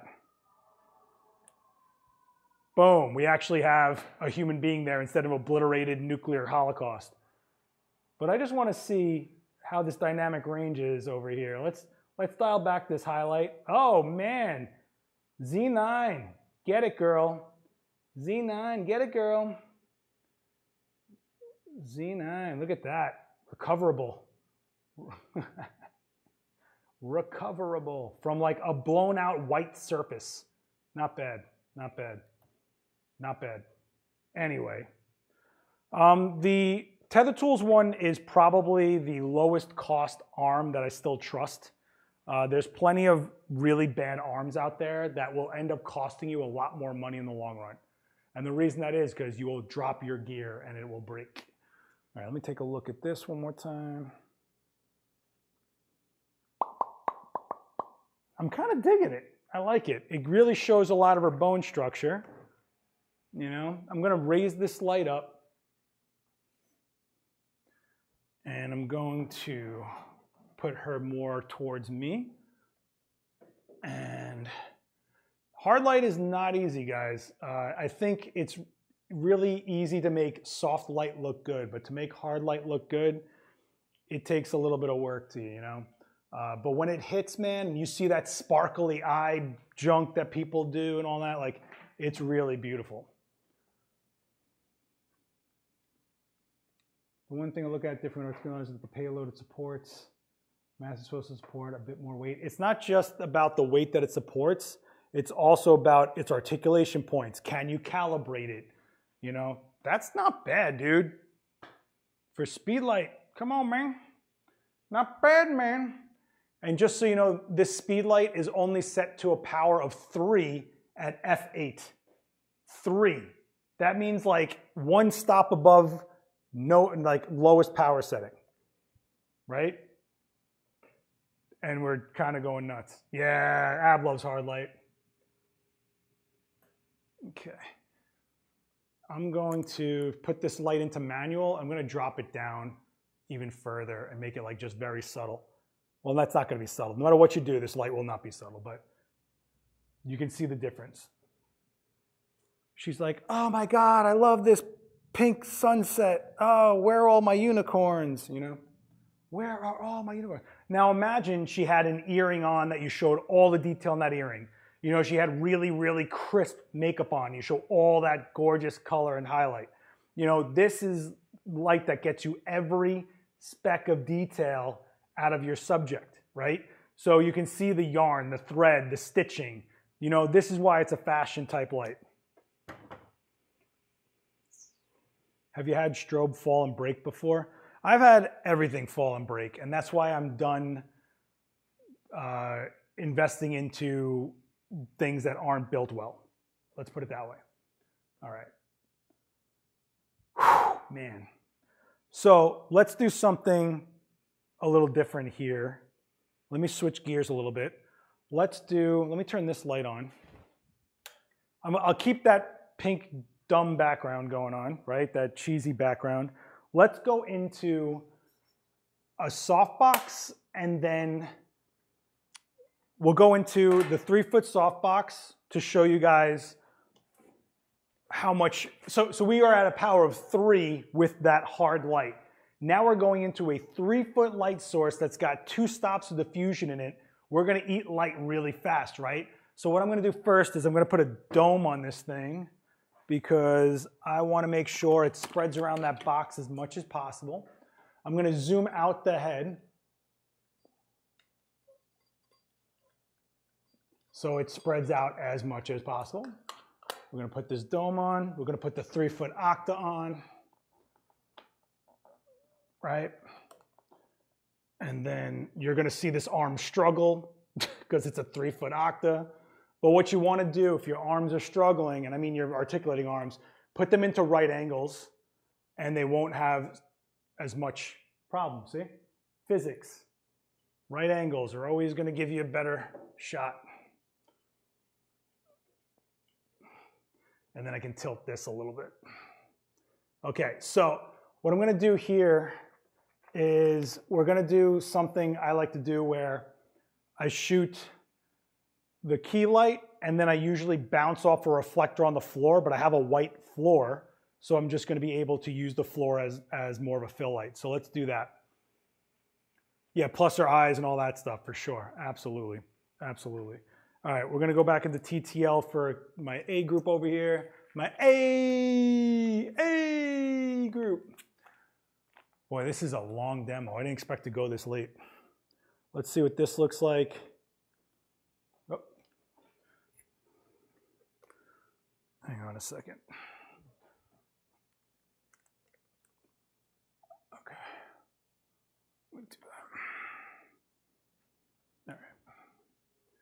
Okay, so that's a really clean, soft light, right? Really, really clean and soft, right? Compared to our crazy, well, that's not even crazy hard, but you can see how hard that is. That's a little crazy hard. But you can see the difference in the shape of her face, right? When the light gets softer, we lose that cheekbone. Look at the cheek line right here on the hard light, and then the no real cheek line happening on the soft light, right? Now, the other thing is, we just boosted our power up to 6.5. That's 3.5 stops we had to get into our light to get through this softbox compared to that Magnum, right? Now, let's say, well, you know what? I don't even have to do 2 lights, but because if I wanted to, I could look at her, I could drag the shutter, remember? If I drag the shutter and I do that shot again, she's way more filled in. I mean, you can see the difference between that and that as far as the shadow goes. But if I wanted to, I wouldn't even do it. I wouldn't even do it. You do lose some saturation on the back with the color, so I'll give you that. So let's shoot a wider shot at 200, right? 200th of a second. Actually, move this light a little bit because it's a little in the shot. A little in the shot. So if I shoot something like this, you can see how much the 3-foot octa covers, right? Looks like she's got like a portal behind her. But we do have fall off happening towards her hands, below her hips, stuff like that. Okay, I'll give you that. Now, I am out of stands here. My little stand is being used. My little stand. What can I do? I can use this. So what I'm going to do now, I can do 2 things. I could throw a light next to me with a modifier, right, like this 2-foot octa, and kind of go at camera and fill her in a little bit. Or I could bounce off the floor just like I would have a reflector, and I'm good to go. So that's kind of the 2 ways to go about it. Do you guys want to bounce off the floor, or do you want to add just an extra modifier? How about really inexpensive setup like umbrella? Just did shoot through umbrellas. You must have been late. You must have been late. I know I've been going for a while, though. I know I've been going for a while because my phone looks like this. What was I doing? Arm. Let's put an arm on this thing.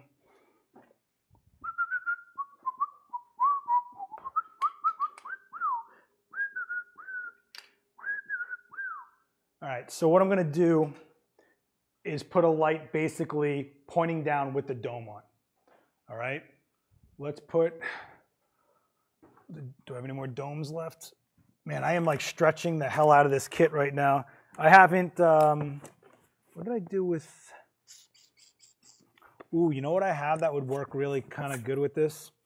Is this thing, which everybody seems to hate except me, is this ProPhoto Soft Bounce. So what I'm going to do is I'm going to put this on my light pointing down and then come up off the floor, okay? Let's do that. Let us do that.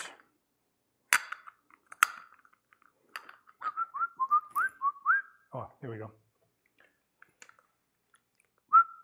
Let's make sure, of course, I'm not in the right channel. Let's go to channel 3 that I was in. We'll put this in group, I don't know, E, and I'm good. So here's the thing. I'm at 6.8 on this light, having to get through a 2-stop diffuser. So what I'm really at, what the light without the modifiers on is like 4.8. So what I'm going to start this light off at is like 4, you know? Keep it just enough because it's going to basically be a raw light, basically, bouncing off the floor. I'll start off at 4, see how I like it, and then I'll probably introduce a little bit more light as we go along. Everybody with me? Everybody with me? Talk to me, talk to me, talk to me, baby. I once had a guy I worked with always say that, talk to me, baby. Hey, baby, talk to me, baby. I was like, okay. I don't know where he was from, but it was super funny, so. Okay. All right, let's put this on the arm. Sorry, I'm out of frame. You're excited to see this. Boy, you guys got to get some lives, you know that? You guys got to get yourselves some lives. This is exciting to you. Where are we going? Bought the Matthew stand. Such a great. Oh, good. I'm glad you like the stand. All right. What was I doing? What did I say? 4? Is that what I said? We're going to start off with power of 4. So let's do that. Okay. This can easily hit too much and give us another shadow. So we got to be careful. We also have to be careful with how far away it is in front, right? We also have to be careful that it's not in the frame, right? So all these things are going to add up pretty quick. I wish I was using a lower stand, but it is what it is. All right, let's take a look. By the way, I'm kicking soft boxes around like I'm at a kid's party full of balloons, by the way, just so you guys know. Just so you guys know. What's the shot? Fingertips? Fingertips. Let's take a look. Okay. So this is barely making any is this firing? Yeah, it is firing. Okay. So it's barely making any difference, right? So I'm going to give in a stop. I think a stop will do. We'll start showing something. Let's take a look. We're starting to fill in that shadow, right? If you see, you guys probably aren't seeing the subtle difference, but it's definitely happening. So let's go to another stop. Let's take a look. I mean, I could have done this proper and metered it, but yeah, you can see how the body starts getting evened out. As opposed to that hard line by her wrists, you start seeing the shadow go away. And you can do this with a reflector on the floor as well, right? And I wouldn't even want to evenly light her whole body because I want to have more attention to her face, you know?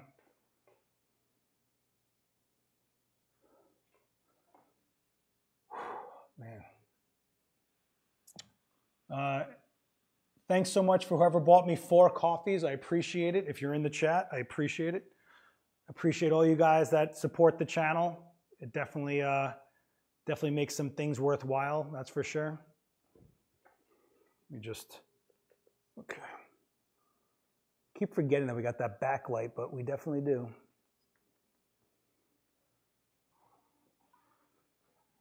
Yeah. And if I shut this light off altogether, let's see what happens. Let's just shut this light off. Just see what happens. You can see how much that light was doing, right? Between left and right. That's how subtle that light is. Now, if she was wearing clothes that absorbs light rather than reflects, you know.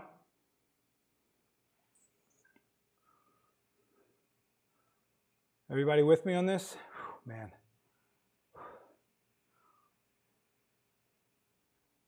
I don't know what I didn't. If you told me this is what I was going to shoot today as a frame, I never would have believed you. No idea what just happened here. No clue. Not a clue. You can even see how her face is getting more and more filled in as well.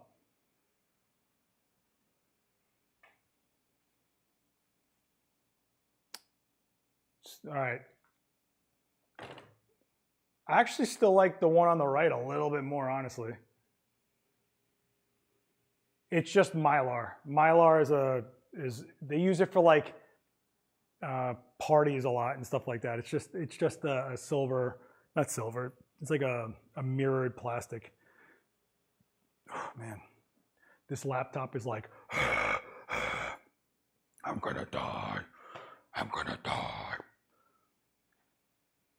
But I mean, a 3-foot octa is a lot of, okay, before we call this a day, I'm gonna do something, I'm just gonna modify this a little bit. So she's about here, right? we have about a third, if not more, of the modifier blowing past her. Well, if I just lowered this box just a little bit, it would cover her a little more evenly, and you might not even have had to need a fill light. Watch, I'll pull it back even. But you see how I still have like about 3 stops of light that I can get out of that Speedlight if I needed it. If you were doing something like 4 or 5 foot boxes, you'd start eating that light so much you wouldn't have that much leeway. So you'd have to start making other decisions on it, you know? Whew, man, let me, I just want to see how this works out. I'm going to go into TTL on that light. Is this light off? This light is off. And we're at 200. Oh, you know what? Let me go like this. Let's see what this looks like with the different coverage. I mean, first of all, it's way overexposed, but if I were to dial it correctly in, right? Because we know TTL is not always perfect. We get that coverage pretty easily, right? So where we might have seen a dense shadow before, we kind of just mitigate that by moving the light a little bit. But when you move the light, you see how that forehead over here looks a little more, has more shape to it? It's because the spread is different. You can even see on the inner eye socket over here. Double click, thank you so much, I appreciate that very much, thank you. What I do want to do though,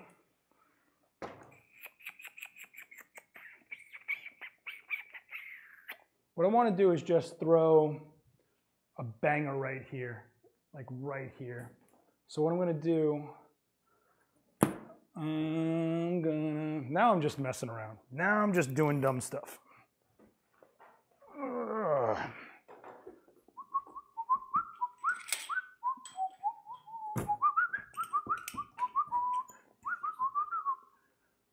Let's do this. So now what I'm doing, right? So now think of it this way. When you guys are in the field and you're looking around for, if you're gonna grab someone for a portrait, let's say you're at an event, okay? If you're at an event and you're trying to just grab someone really quick, like, hey, can I get you for 2 seconds? Walk right over here. And if you're right by a white wall or something, or a gray wall or something that can reflect light, you're kind of doing this, right? You're kind of just gonna let that light that blows past, actually it'd be more like this, reflect back into them. So this would be the white wall that you find in the field, right? And then this would be your shot, where you get a nice broken shadow there. See the difference in the shadow? All from just getting them closer to a white wall. What would it do by tilting the light slightly down? Tilting the light down isn't really going to show that much difference when you're in this like small of a situation.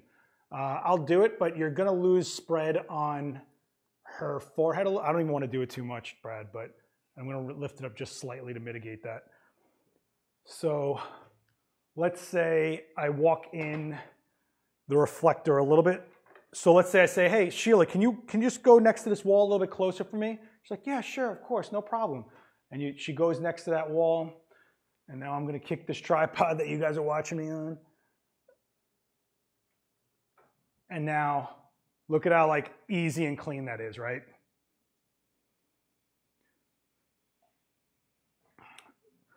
I might even want to pull this light a little closer to me, like around rather than across her.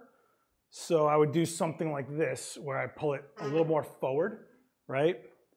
And honestly, it should go up a little bit. And now this is like super, super micro adjusting, but she's like, oh, thank you so much. You take so much consideration of your portraits. I will shoot with you anytime. Now look at the difference of that light. See how subtle the difference is? Look at her face, look. Look at the difference in her face, just from moving that light more towards me, right? So this is more in front of me. This is slightly to the side. Look at the length of her nose. See how much different that just became? See that? The shape of her face changes. Her lower jaw becomes wider on the right, but her nose gets a little bit shorter, right? You see a little more cheekbone on the right, right?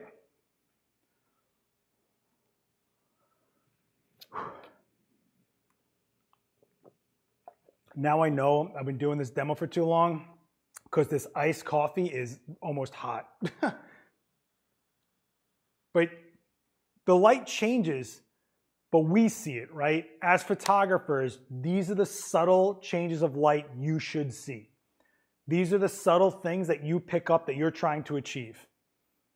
Okay? It's when you notice these subtle things that all the details add up to make an actual different image, you know? And don't forget, guys, we started out here. We started out right there. Yeah, actually my computer probably is melting this coffee to death. We started there. We bounced off the ceiling, went there, right? We threw in some modifiers. This was a 3-foot diffuser. See how nice and clean that is? I think this was, I don't know what that was. I think that was an umbrella. We started going overhead a little bit. I shot the floor apparently. We threw in the Mylar, right? Then we threw in making like a sunset happen. Then we decided to make that sunset a little more natural looking, right? So then we ended up going about here, right? Which started making it look a little more sunsetty. And then we started doing all this dumb stuff I'm doing right now. So, well, what a journey, right? All with like what, 2 speedlights? 2 speedlights? So, you know, so when people ask me, what's your go-to? There is no go-to. There is, what do I want to do and what do I have and what does that stuff that I have do? And if that stuff is the white ceiling or the white wall, that's my go-to, you know?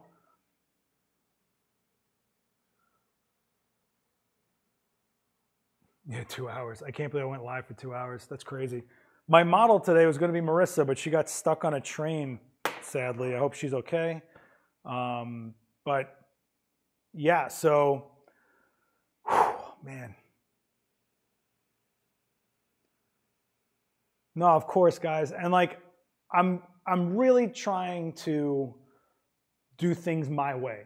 I don't want to do the, hey, here's 5 dumb garbage things that aren't going to change anything for you.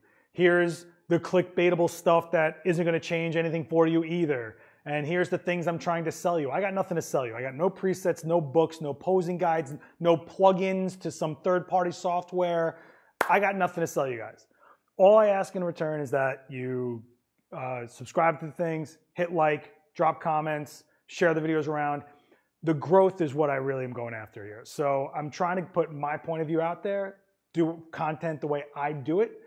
I see a lot of big channels out there giving out just bad information and just all about getting clicks and views and riding trends, and I've never been about that.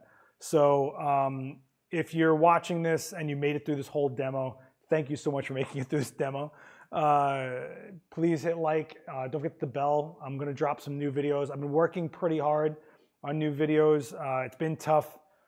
You know, for those of you who do follow me, I suffered a back injury and I'm just now getting on my feet.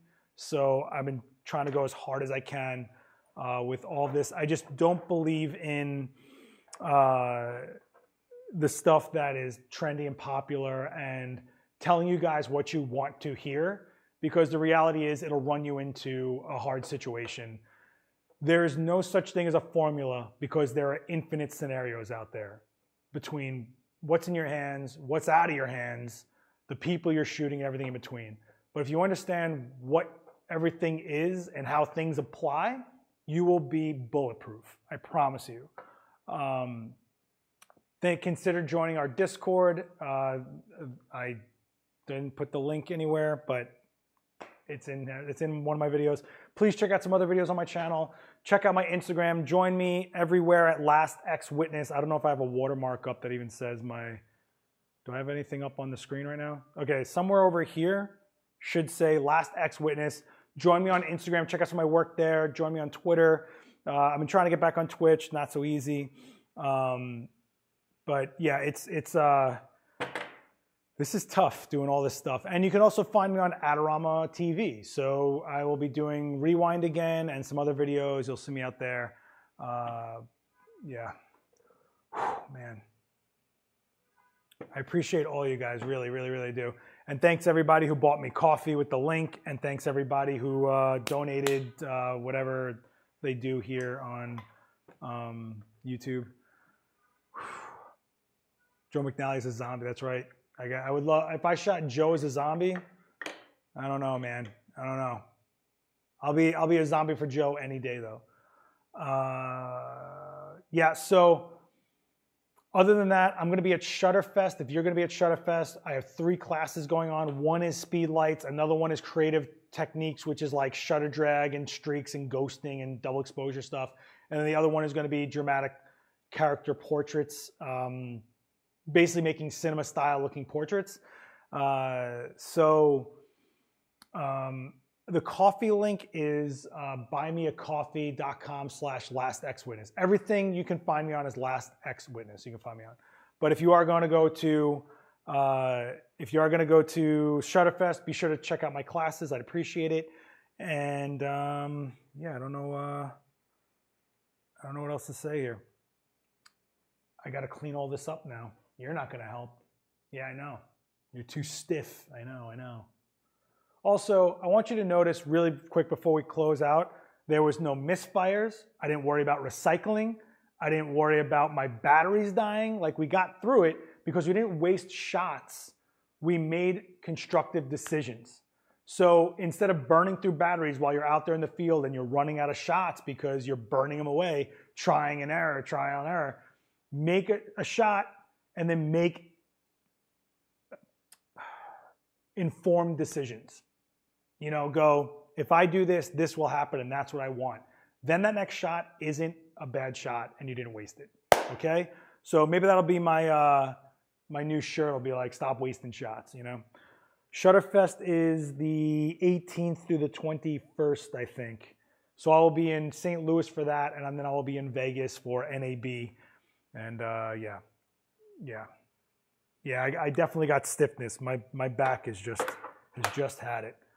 All right, any questions before I go? Last call, guys, last call. Man, I got no voice. No voice.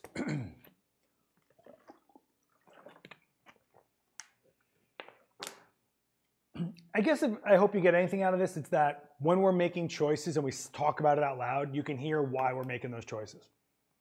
Do I drag the shutter to get the room ambience in? Do I use a reflector? Do I, change anything and why? And I appreciate it, guys.